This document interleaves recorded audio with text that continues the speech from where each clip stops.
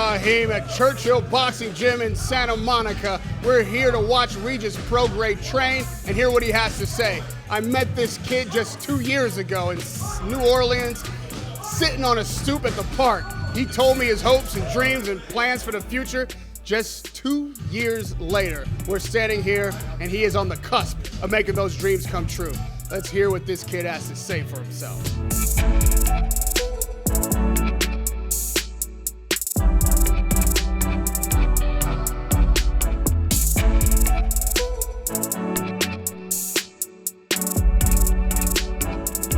Radio Rahim with Regis Prograis. We're sitting in Santa Monica in plush surroundings and looking out the window, man. The trees are whistling through green leaves, ocean splashing to our left. And I can't help but remember, it was just over 2 years ago, I was sitting in New Orleans. Yep. In your gym. It was, I think All-Star Week was why I happened to be there. I was training. And they brought this kid over and was like, yo, you have to talk to this guy. This is like the star in our gym. Yeah. You're lucky enough to be here on the day that he's here and sit down and talk to him. And that's how we met. You had 19 fights at the time. Like I said, you were training in New Orleans. Your name wasn't like on the tip of anybody's tongue at the time. Mm-hmm. And they promised me that I would be happy I talked to you when I did. Yeah. Today, that is true. Mm-hmm. Not only has your promoters or PR or friends made good on their promise, but on that day, you talked about a promise that you made to yourself to be in this position that you are today, and you've made good on that. I watched that journey for 2 years, and I'm happy to have started it on that day. Yeah. Talk to me about your journey from that moment in that gym in New Orleans to being on the cusp of fighting at the O2 Arena in a main event on pay-per-view overseas, Regis Prograis for all those titles. I mean, you know, yeah, it was a long journey. Even the thing is, so even before that, you know, like when I was 19, I was 16. I had 16 knockouts. I think I was like ranked number 3 or 4 in the world or something like that. But even before that, I fought on Showbox 4 times or something like that, and I was destroying all my competition. But of course, the mainstream still didn't know me. And for me, it was just always keep focused, keep doing my thing, keep focused.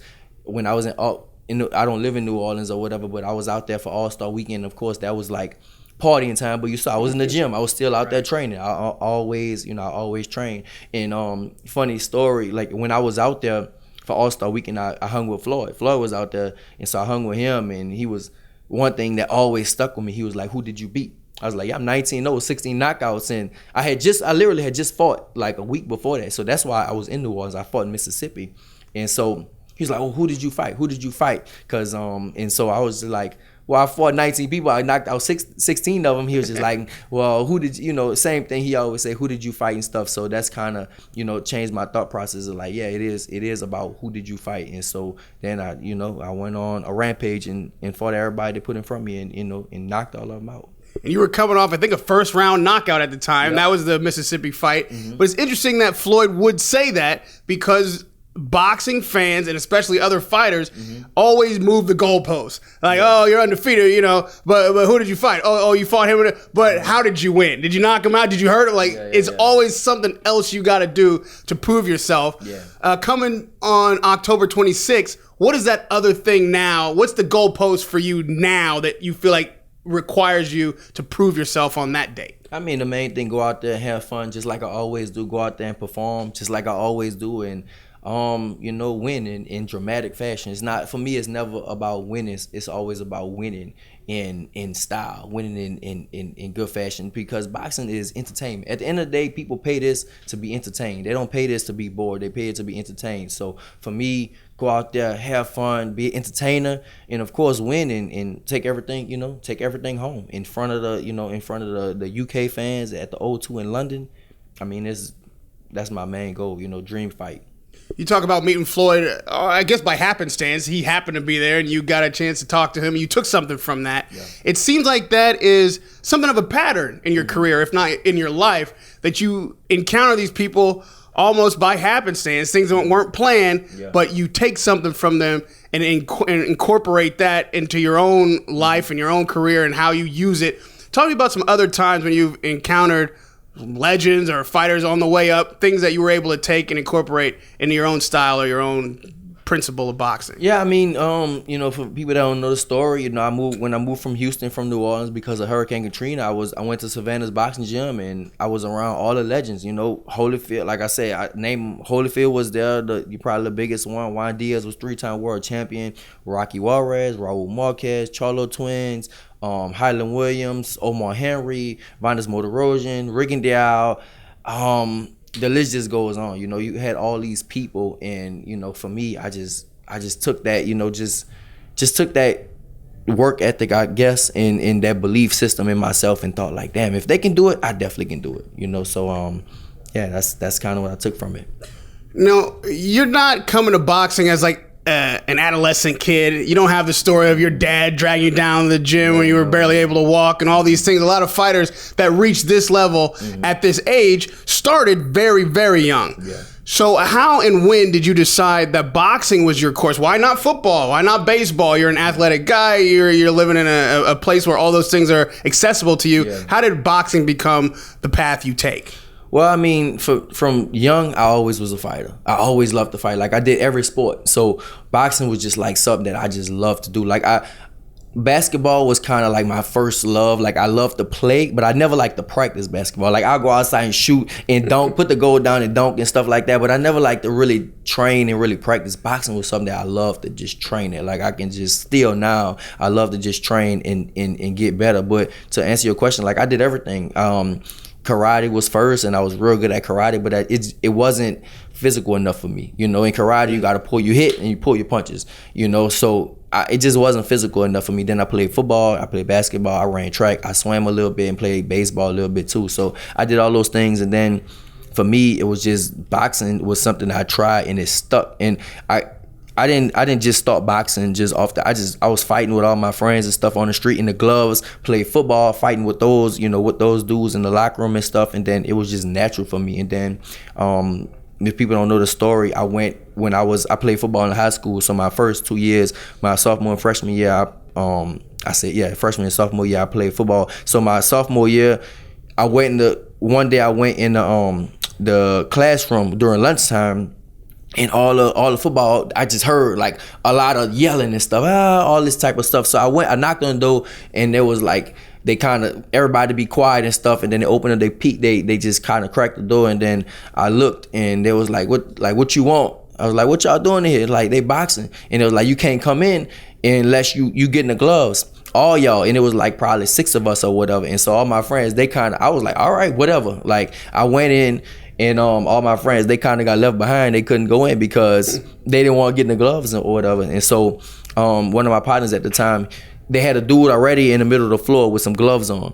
And so he was looking for somebody to fight him. He ain't had nobody. Everybody was kind of scared. And so I was like, all right. They put me in the gloves, I guess like the sacrificial lamb.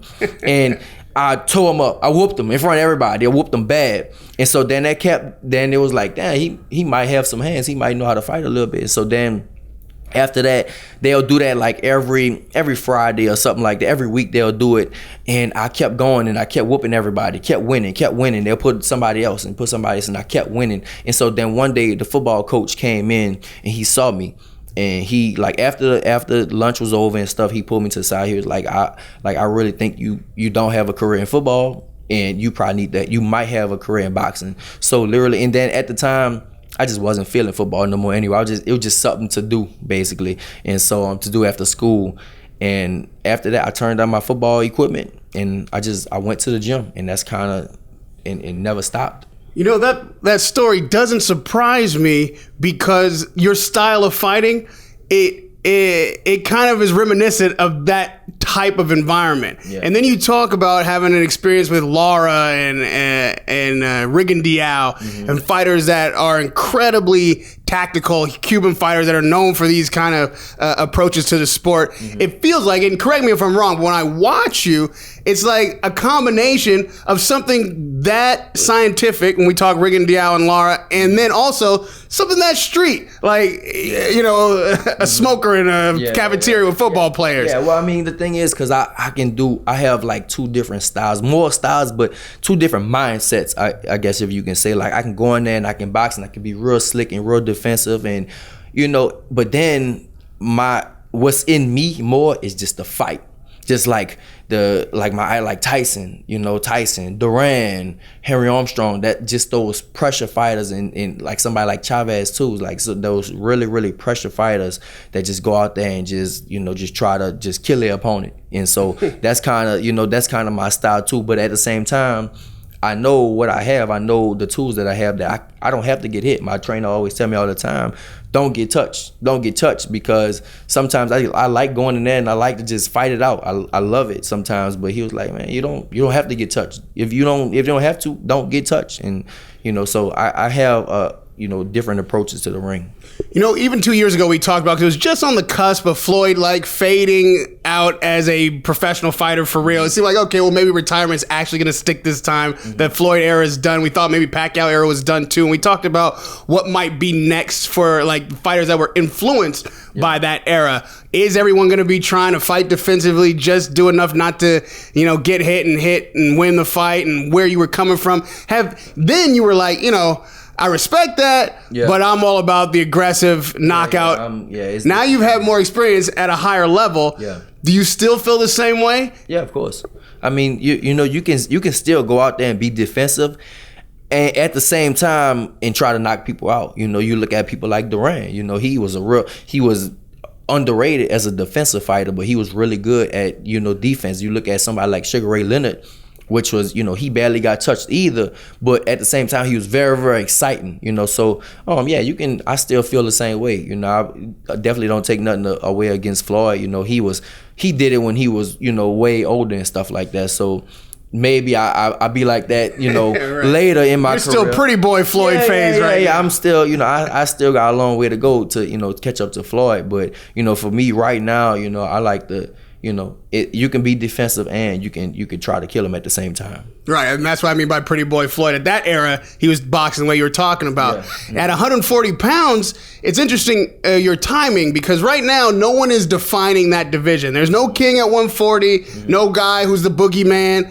and we all know this is a business, and like you said, it's also entertainment, so there's an opening there for somebody to be king, somebody to own it, not just in titles and in wins, but economically. Exactly. So talk to me about what you feel like your path is now that this tournament has happened. It's made everything a bottleneck. We've kind of now gotten down to the two guys who are the finalists in the tournament, you and Josh Taylor, obviously. Is this fight a win all you need to claim that crown in that division? Yeah, I think so. I definitely think so. I mean, this is 1 and 2. This is number 1 versus number 2 in the world. So I definitely think that, the winner of this fight is definitely, the king of 140. You still got, like I said, you still got Ramirez out there, but he's not on the level of me or even Josh Taylor right now. So I think that, the winner of this fight, which is me, is definitely going to be crowned the king of 140. It should be no doubt in nobody's mind that the best at 140 is the winner of this tournament. Now, you don't strike me as the kind of guy who wants to wear the black hat into the ring. By that, I mean a villain. You're not a big trash talker. You're not foul-mouthed. Some people say I am, though. Some people say I am. Some people don't like it.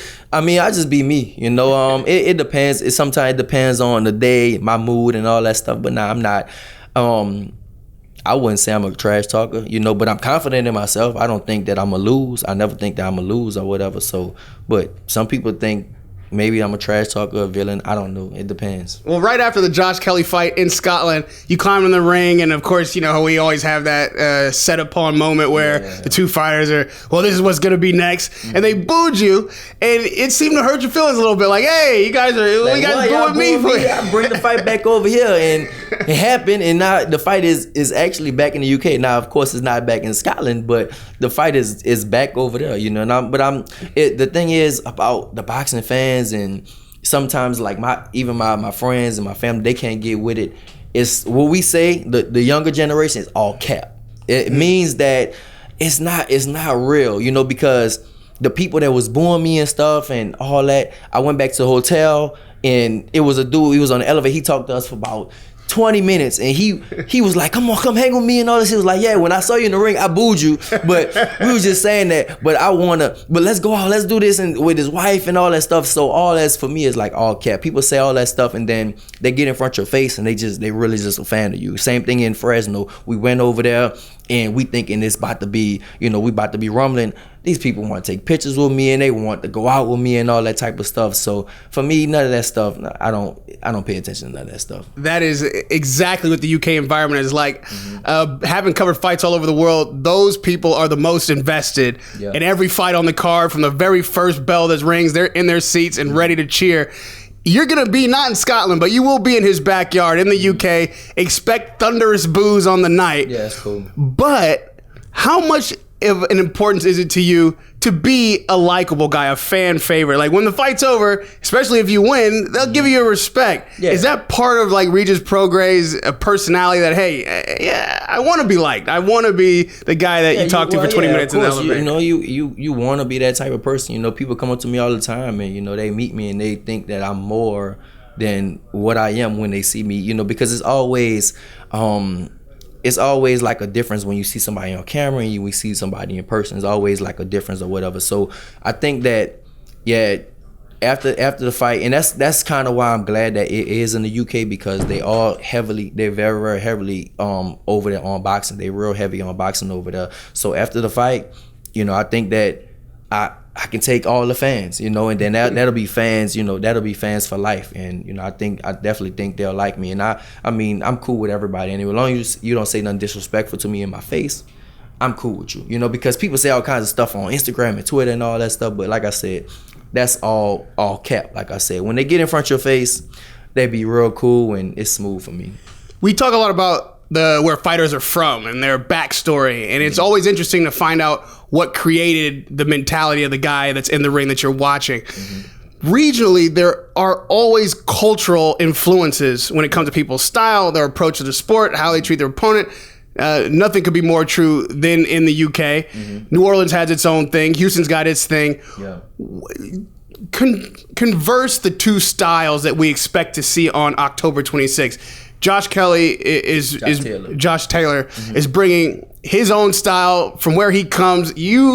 I feel like are bringing a street element to it, the kind of precision you learned in Houston. Match those two styles up for me and where the two cultures clash on the 26th.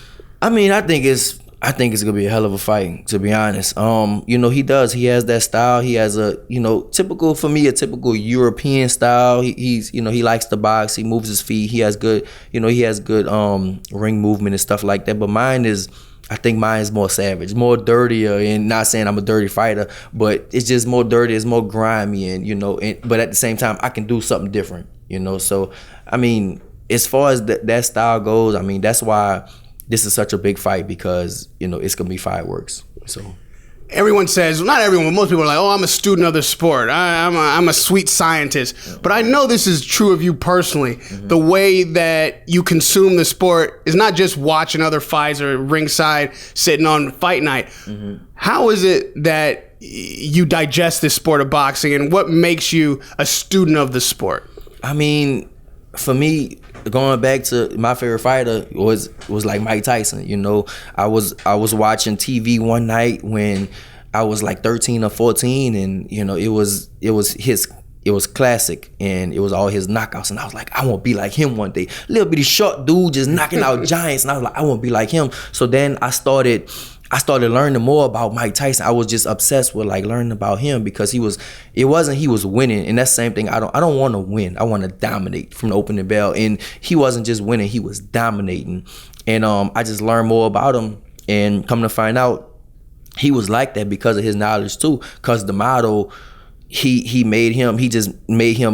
trained, he ate, he slept, and he studied, or he watched boxing. We had watched boxing and stuff like that, or he read about it. And so that's the same thing about me. Like, after I found that out, I started reading books about Cuss. I started reading books about, even Floyd Patterson and all the fighters he trained, and then of course about Mike Tyson. And I just was like, I want to do the same thing. So I just started learning more and more and more about boxing. And so now, like, I have a bookshelf in my house, and I read every book on the bookshelf. Like, it's a whole bookshelf, and I read literally every book on the bookshelf.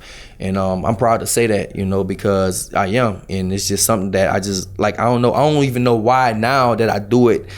I just still love to do it. Like, when I first started, I was reading about like 6 hours a day. When I was a trainer at LA Fitness for 6 years. So when I have a break or something, I just read, and then I go home and read, and I didn't have all the stuff I have now. So I went home and it was just a book. That's all I had. And so I just want to keep learning. But now, of course, I got kids and all that type of stuff and family at my house. So I don't have 6 hours in a book to invest in a book no more. But I still try to read at least like 2 hours a day. But that's just something that, like I said, something that I love to do. And just to learn about the old school fighters, just to know things about like Henry Armstrong and Joe Gans and what they had to go through, and it just, if they had to go through that, it make me way strong because I have it way better, especially, like a lot of the black fighters back in the day, the white fighters used to draw the color line on them. They used to call it the color line. They didn't fight them because they was black. So just to know, we have that, and to know what they went through, for me, it just makes my mind just way, way stronger going into the ring. We sat together, like I mentioned at the top of this interview, for about 2 years ago, and you told me where you were going to be 2 years from then, where you envision yourself at getting these opportunities. And here we sit. You made it happen. You're not training other people at LA Fitness or anymore. You know what I mean? You got kids now, and they're coming of age, and now you're fighting in the main event at the O2 Arena. So let's look 2 years from today. Where is Regis Prograis sitting? Where are we having that interview? What are we talking about then? Hopefully be pound for pound, pound for pound, number one in the world. The thing is, like, about my goals and stuff, I can't put a cap on my goal because I never thought I'd be here. Well, I thought that I'd be a world champion, don't get me wrong. But to have all the other stuff around me, and it's just, I can't even, like, sit and dwell on it because you can't even, like, I don't know, you can't get excited about it. You still got to keep working and working and working. My daddy always tell me, everything will fall into place. Just keep working, keep getting better, stay in the gym. That's it. And for me, that's what I do. Just keep working because I can say, I'll be what I might say, yeah, I'll be a unified champion, or I'll be a champion at 147, and then 2 years might come and I might be undisputed at 147. My goals always exceed. So I can't even, for me, it's no goal, it's no one goal. It's always